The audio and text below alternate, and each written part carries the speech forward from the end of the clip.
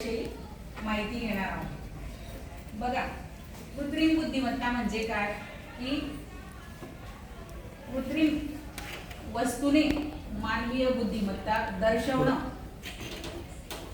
एखाद्या कृत्रिम वस्तूने मानवाच्या बुद्धीसारखं वर्तन करणं। म्हणजे उदाहरणार्थ आपण जर त्याला काही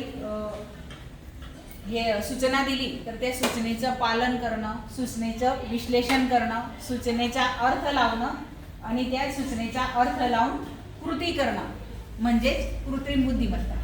म्हणजे मनुष्य आणि कृत्रिम बुद्धिमत्ता याच्यात फरक काय की मानवाची बुद्धी ही नैसर्गिक आहे आणि कृत्रिम बुद्धिमत्ता म्हणजे हे एक प्रकारचं संगणक असतं आणि त्या संगणकाला ते सगळं सूचना दिलेल्या असतात, त्याला शिकवलेलं असतं, एक प्रकारे ट्रेन केलेलं असतं आणि ते ट्रेन केलेलं असतं। मग आपण त्याला जशा जशा सूचना देत असतो त्याप्रमाणे हे वर्तन करत असतं। म्हणजे मानवासारखंच वर्तन करत असतं, फक्त एकच की त्याला हे नसतं, काय नसतं, इमोशन्स नसतात त्याला।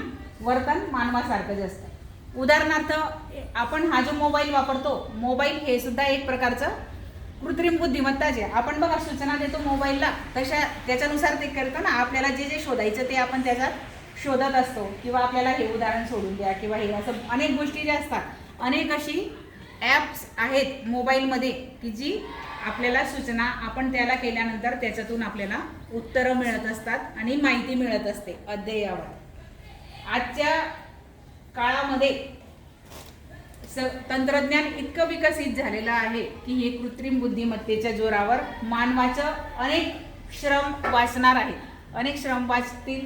त्याच्यामुळे त्याचे अनेक ड्रॉबॅक्स देखील आहेत, परंतु आज आपण फक्त कृत्रिम बुद्धिमत्ता म्हणजे काय हे आज समजून घेणार आहे।